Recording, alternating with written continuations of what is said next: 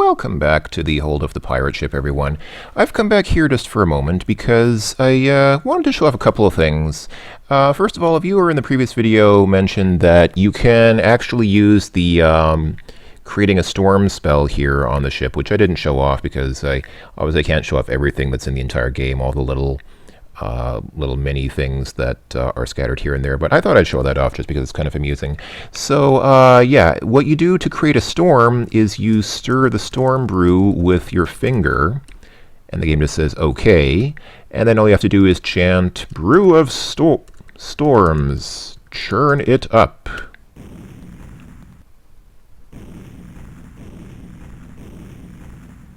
I like that the game actually or that the developers of the game actually took the time to make this little screen of the ship sinking in the thunderstorm just to show how silly that idea was.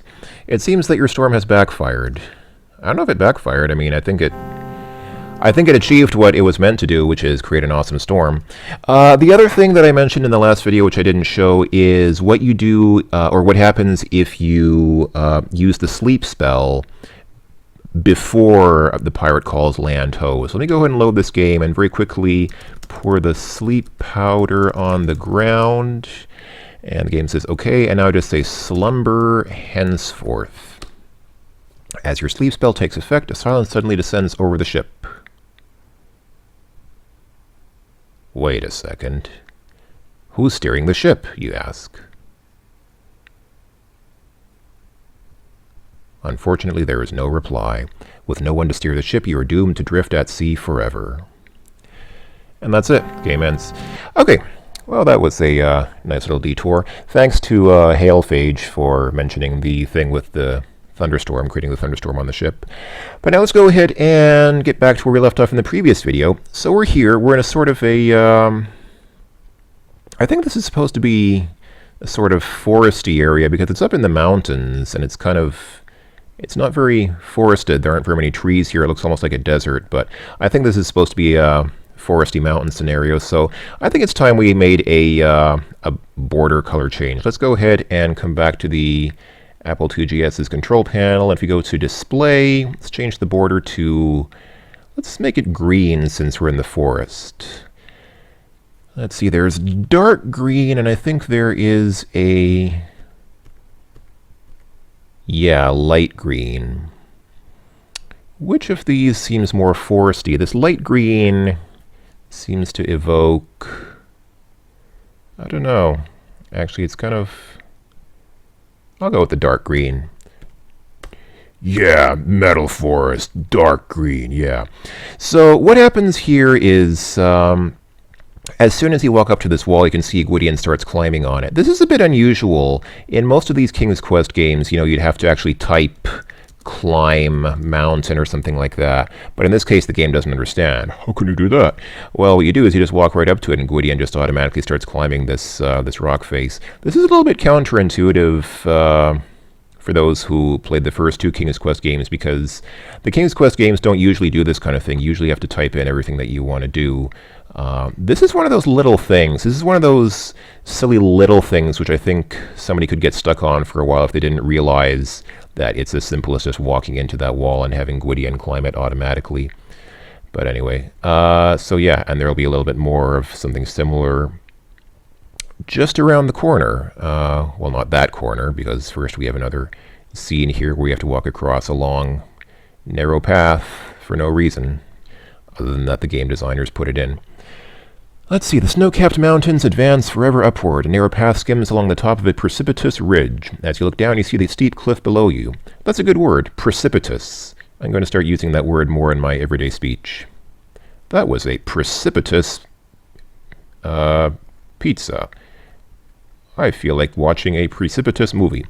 Okay, here's another screen where it's kind of hard to tell what you're supposed to do. You might think that you need to go around the corner there, but actually no, that's the end of the path. What you actually have to do is go up here, and what happens is Gwydion starts automatically climbing again. Let me go ahead and save the game here, because we're about to get into something very interesting. So if you go up right about there, see Gwydion starts climbing up those rocks, And this part's pretty straightforward. You just walk up to the top and then keep going. But now, what is this thing? Oh no! It's the abominable snowman. Oh. Uh-oh. Oh dear. The terrible hairy creature grabs you with bone-crushing force. You resist, but it is no use.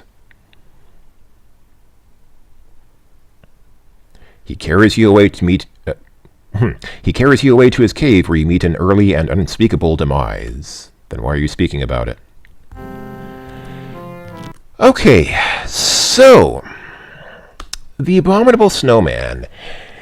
You might recall a few videos ago, I got kind of upset and a little bit perturbed because it turned out, and somehow I never knew this, that the rose petal essence, which turns you into, which you need to turn into a fly or an eagle, only can be used 3 times. So at this point in the game, I still have one more use left, and the reason why I wanted to save that one use is because you can use it to get past the abominable snowman. So all you have to do is say dip the eagle feather in the essence. I should have had this pre-typed actually, because it looks like the Yeti's not going to show up on this screen this time. It's random when he shows up. So there are only about 3 screens that you have to go through here at this sort of top of the mountain area. But on each of these 3 screens, the Yeti will randomly show up. In this case, he's not showing up, and so I can proceed without getting mauled by him. And there's the presumably the entrance to his cave. Is he also not going to show up here? Wow, I got lucky. I think more often than not he shows up, but it is random. Occasionally he won't show up. Let's go ahead and go inside his cave then. Ooh, let's take a look. Whoops. There's not enough room to fly in here. Let's see. This cave is disgusting. It reeks of rotting flesh. Half-chewed bones of numerous creatures are scattered everywhere. Your skin creeps as you look at the sight before you. This is definitely not a good place to be, unless you're into that kind of thing. So there's absolutely nothing to do here. This is another case where... You know, usually Sierra doesn't create rooms like this for no reason. Usually if there's a room like this, you would expect that there's something here you have to pick up, some small item sitting on the ground that you have to... You have absolutely no interest in these horrible bones. You're only interested in getting out of there. Yeah, there's absolutely nothing to do here. This is...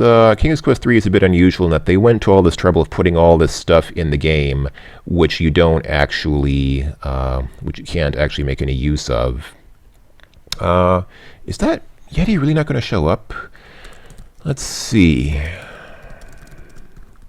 I guess if he doesn't show up, I can just proceed... But, oh, here we go. Here he is. So let me go ahead and show you what happens if you become an eagle. I didn't even have time to finish turning into an eagle. I'm still just that puff of smoke that Gwydion turns into when he's turning into an eagle. But anyway, it says, the abominable snowman seems quite confused by this. He stares in amazement, then heads back to his cave. So that's all you really have to do. You can just turn into an eagle, and the abominable snowman just gets really confused and walks away. And unfortunately, you can't fly down as an eagle if you try. I can still hear the abominable snowman even though he's off the screen. Anyway, the urge to fly and soar is left, so you have to what you hope is a safe place to land. Okay, so your magic essence is all gone. That's it. So what I always did when I played this game is I did exactly that. I flew as an eagle and confused the Yeti, and then he just walked away because he got so confused and said, wow, how is it possible that this man turned into an eagle? That's very confusing. And I thought that you had to do that. But no, actually there are basically... Let me pause the game just for a sec, just so that Yeti growling stops. So there are basically 3 ways to get past the Yeti. One is, of course, with becoming the eagle, as I just showed you. The second is you can just chance it, because since he doesn't show up every single time, you can just basically just save on every screen. Just whenever you enter a new screen, wait for a while, and if the Yeti doesn't show up, then just save your game, go on to the next screen. If he doesn't show up, save again, and obviously if he does show up, then load your game. So you can do that. You can just take a chance. The third thing that you can do, and I never really knew this, I mentioned that the teleportation stone is fairly useless, and I've never used it, but apparently you can use it to get past the eddy. So let me go ahead and, before I leave the screen, actually, one thing I do want to do is look at those mountains, because you might notice a familiar shape in the mountains there. So if you look at the mountains, you have made the very top of the snowy mountain range. The snowpath ends here at a cliff. Far in the distance, you can see a vast green valley. Could it be Daventry, you wonder? Your excitement mounts. That's nice, but isn't it going to say something about the... That must be Daventry. But why is Half Dome here, you wonder? But of course, you think. It's a Sierra game. There you go, that's what we were looking for. Funny thing that he says that when you look at the valley. When you look at the mountains, he doesn't mention it, but when you look at the valley, he says, hey, why is Half Dome here? Oh yeah, it's a Sierra game. I thought that was a cute little little Easter egg. But anyway, so yeah, so just taking your chances and just saving and loading your way past the eddy, becoming an eagle, or the third thing is, let me go back to here. If you just rub the teleportation stone, it will eventually teleport you to the screen just past the eddy. Eventually.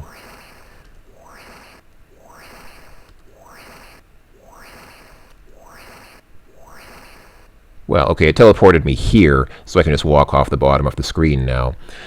Okay, bravely you grasp the ice-laden rocks and attempt to scale the nearby vertical wall. Be careful, Gwydion. You congratulate yourself on successfully eluding the abominable snowman. Okay, so that was fine. I was able to teleport here.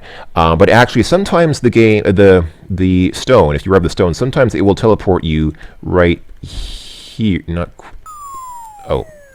quite there. Okay. Alright, let's try that again.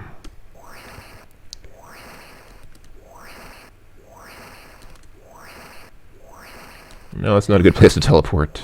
Come on. There we go.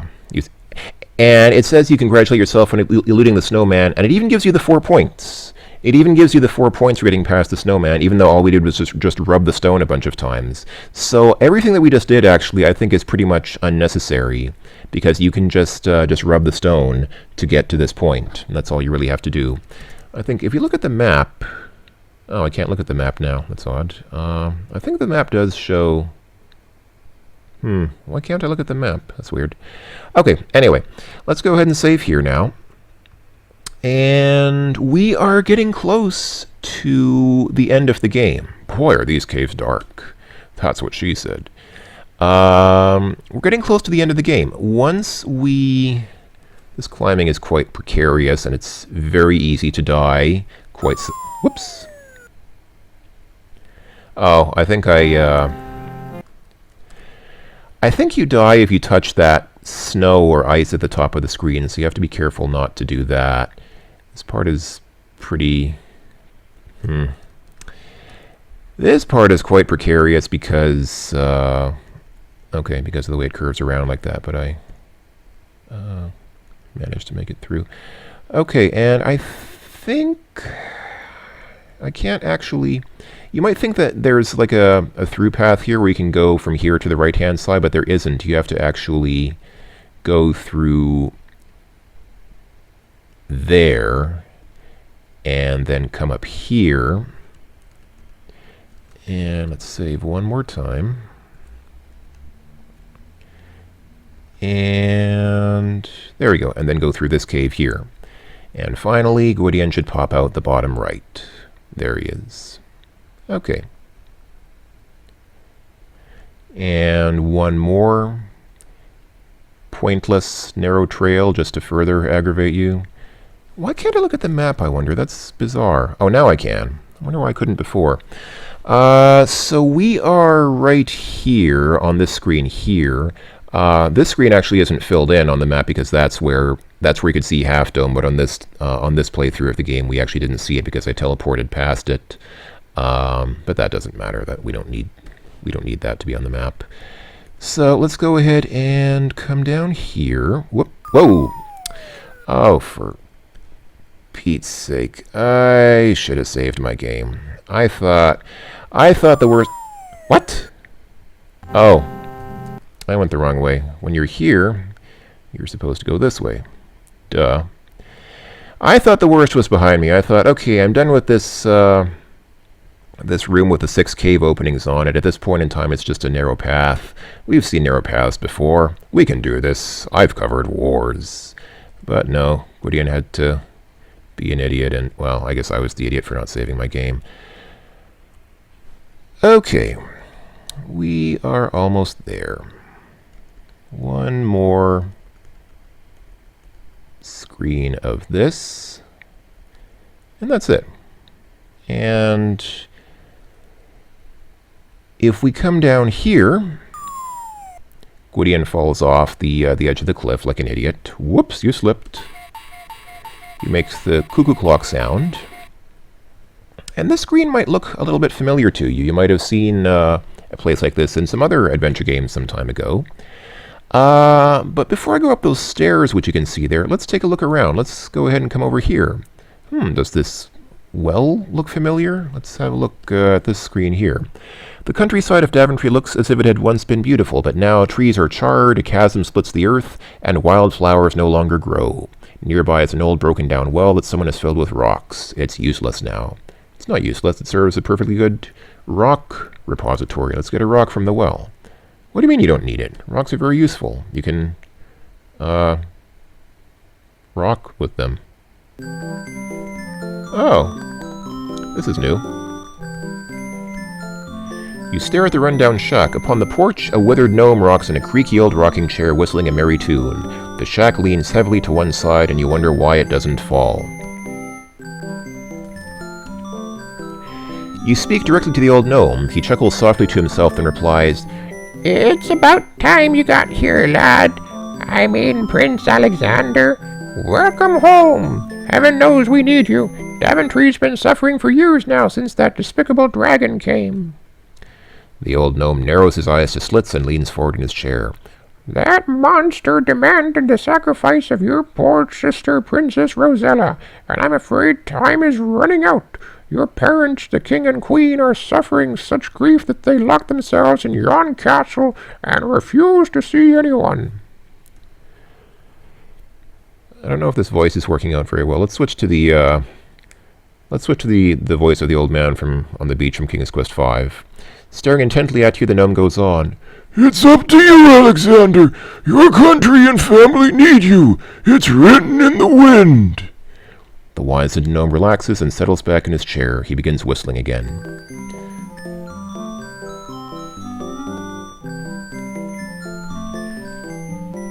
I have to admit, this is a very jolly little tune. And if we come up here to the castle, yes, this is indeed the castle. It still has that half of a finished flag on it. And over here, yeah, you can even see the right-hand side of the castle, even though there's no point in coming here. You gaze sadly at the shabby castle. It's obvious that it was once a proud and beautiful place, but now its banners are torn, its stones and statuework are crumbling, and the moat has been drained. It's as if no one cares anymore. That's because no one does, sir. Yep, so there's really nowhere to go from here. We can't cross that moat. Can't do anything here. Can't do anything here. There's a wall to the west and a chasm to the south. And, I guess that's pretty much it. There's really nothing left to do except go up these stairs. How did that gnome know that we were Prince Alexander? I mean, I'm sure that he'd probably heard of Prince Alexander at some point in time, but he's never seen us. And I don't think that anybody knows what we look like, so it's not like how would he know? Anyway, I'm